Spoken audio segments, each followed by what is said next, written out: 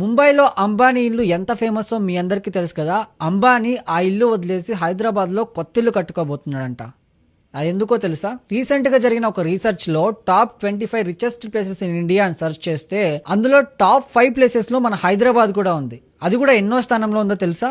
ఇప్పుడు చెప్తా వినండి. టాప్ 5 లో హిమాచల్ ప్రదేశ్ లోని సోలాం, అండ్ నెక్స్ట్ టాప్ 4 ప్లేసెస్ వచ్చేసి యూపీలోని బుద్ధానగర్, నెక్స్ట్ టాప్ 3 లో ఉన్న ప్లేస్ బెంగళూరు, నెక్స్ట్ టాప్ 2 లో ఉన్న ప్లేస్ గురుగావ్. ఇంకా నెంబర్ 1 ప్లేస్ ఏంటో మీకు అర్థమైపోయే ఉంటుంది ఈ పాటికి.